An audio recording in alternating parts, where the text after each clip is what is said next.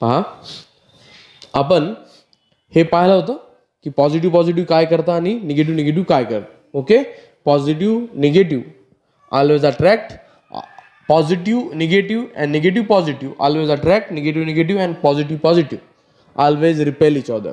Right. आता आपण पहिले डेफिनेशन पाहून घेऊ ॲटॉमिक रेडियसची. आपण ॲटॉमिक रेडियस कशाला म्हणतो पहा. It is defined as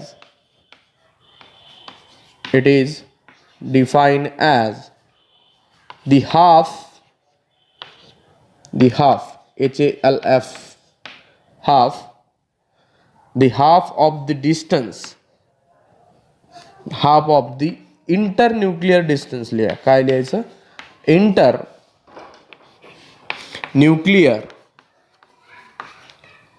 distance it is defined as the half of internuclear distance between WWN between two atoms झालं, तुमची डेफिनेशन संपली. पहा, ॲटॉमिक रेडियसचा अर्थ काय होतो. हे काय आहे, it is a distance, half of the distance between two atom. Internuclear डिस्टन्सचा हाफ आहे. आता इंटरन्यूक्लिअर डिस्टन्स म्हणजे काय, नेमकं इंटरन्यूक्लिअर डिस्टन्स कशाला म्हणतो आपण, तर मी जे काढणार आहे डायग्राम त्याच्याकडे व्यवस्थित लक्ष द्या, तुम्हाला समजून जाईल. Okay, suppose this is one atom. हा काय आहे, हा एक ॲटम झाला.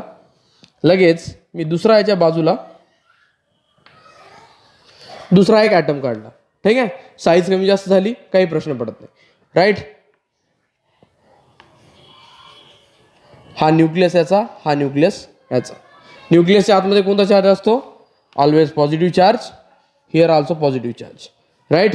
आता पहा, आपण काय म्हटलं, इंटरन्यूक्लिअर डिस्टन्स म्हणजे या दोन न्यूक्लियसच्या आतमधलं डिस्टन्स, या दोन न्यूक्लियसच्या मधचं डिस्टन्स म्हणजे याचा न्यूक्लियस पासून तर या ॲटमच्या न्यूक्लियस पर्यंतचं डिस्टन्स, याला आपण काय म्हणतो, इंटरन्यूक्लिअर डिस्टन्स. दोन ॲटमच्या न्यूक्लियसच्या मधलं डिस्टन्स, याला आपण काय म्हणू, इंटरन्यूक्लिअर डिस्टन्स. कळालं. दोन ॲटम आहेत, दोन ॲटमचे दोन न्यूक्लियस आहेत आणि त्या दोन न्यूक्लियसच्या दरम्यानचं जे म्हणजे त्या दोघांच्या मध्ये जेवढं डिस्टन्स असतं त्याला आपण म्हणतो इंटरन्यूक्लिअर डिस्टन्स. ठीक आहे. आणि या इंटरन्यूक्लिअर डिस्टन्सचं हाफ, या इंटरन्यूक्लिअर डिस्टन्स, आता याला आपण समजून घ्या. जर आपण याला डी न डिनोट केलं, या पूर्ण डिस्टन्सला आपण कशाने डिनोट केलं, डी न, तर आपली atomic radius will be D/2. कारण की काय लिहिलं आपण, हाफ. आपण काय लिहिलं होतं, half of the internuclear distance between two atom. या इंटरन्यूक्लिअर डिस्टन्सचं अर्ध म्हणजे हे, म्हणजे एवढं या न्यूक्लियस पासून तर इथपर्यंत बॉर्डर पर्यंत, हे झाली आपली ॲटॉमिक रेडियस. ठीक आहे. त्याला आपण काय म्हणतो, ॲटॉमिक रेडियस और ॲटॉमिक रेडाय. ओके. न्यूक्लियस पासून तर शेवटच्या व्हॅलेन्स शेल पर्यंतचं डिस्टन्स, त्याला आपण जनरली म्हणतो ॲटॉमिक रेडाय.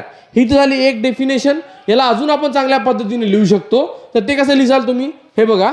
जर का तुम्हाला एखादा ॲटम दिला, सपोज दिस इज ॲटम, आणि हा त्याचा न्यूक्लियस झाला. या न्यूक्लियसच्या सेंटर पासून तर आखरीच्या व्हॅलेन्स शेल पर्यंत, या न्यूक्लियसच्या सेंटर पासून तर शेवटच्या व्हॅलेन्स शेल पर्यंत जे काही डिस्टन्स आहे त्याला आपण म्हणतो atomic radius. It is denoted by R. त्याला आपण काय म्हणतो, ॲटॉमिक रेडियस. पण कोणती शेल पाहिजे, नेहमी व्हॅलेन्स शेल. कोणती शेल, व्हॅलेन्स शेल. सगळ्यात बाहेरची शेल कोणती असेल, तीच त्याची एका शेवटची म्हणजे तिथपर्यंतची ॲटॉमिक रेडियस असेल. ठीक आहे. आता तुम्ही मला सांगा, जर मी सोडियम पाहत असेल, सोडियमची मला ॲटॉमिक रेडियस काढायची, तर मी कुठून कुठपर्यंत कोणत्या शेलपर्यंत जाईल सांगा बरं. मी न्यूक्लियस पासून, न्यूक्लियसच्या सेंटर पासून घेईल डिस्टन्स, तर कोणत्यापर्यंत, पहिले के शेलमध्ये जाईल, नंतर एल मध्ये आणि नंतर एम मध्ये. KLM.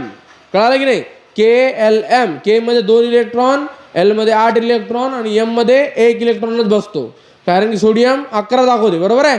तर म्हणजे माझ्या न्यूक्लियसच्या सेंटर पासून तर एम सेल पर्यंत जी काही लाईन जाईल तिला आपण काय म्हणू, ॲटॉमिक रेडियस म्हणू. कळालं? त्याला आपण काय म्हणू, ॲटॉमिक रेडियस.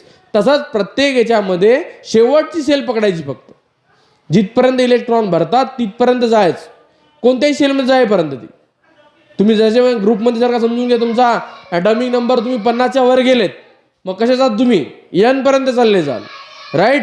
एन पर्यंत चालले गेले तर मग काय होईल, डिस्टन्स अजून वाढेल, ॲटॉमिक रेडियास वाढत जाईल. कळालं एवढं? तर हे बघा, हे होतं ॲटॉमिक रेडियस बद्दल, ही एक डेफिनेशन झाली, राईट. डेफिनेशन हीच लिहायची, पण डेफिनेशन हीच लिहायची, ही फक्त समजण्यासाठी व्यवस्थित आहे, पण तुमच्या बुकमध्ये हीच डेफिनेशन दिलेली आहे आणि हीच डेफिनेशन लिहायची, right. It is defined as the half of internuclear distance between the two atoms. Atomic radii काय असते, इंटरन्यूक्लिअर डिस्टन्सचं हाफ असते. काय असते, इंटरन्यूक्लिअर डिस्टन्सच्या हाफ ही ॲटॉमिक रेडियस असते. ओके. आता आपण याचे ट्रेंड पाहू की पिरियडमध्ये atomic radii along the period काय होत जाते आणि along the group, down the group, what will happen among the atomic radius. म्हणजे ॲटॉमिक रेडियस जेव्हा ग्रुपमध्ये वरून खालपर्यंत येत जाते तेव्हा ॲटॉमिक रेडियसमध्ये काय बदल होतात, आणि ॲटॉमिक रेडियस जेव्हा पिरियडमध्ये एका लेफ्ट साईडकडून राईट साईडकडे जाते तर तेव्हा ॲटॉमिक रेडियसमध्ये काय फरक पडतो, हे सुद्धा आपण ट्रेंडमध्ये पाहू. ओके, पहा, लक्ष द्या.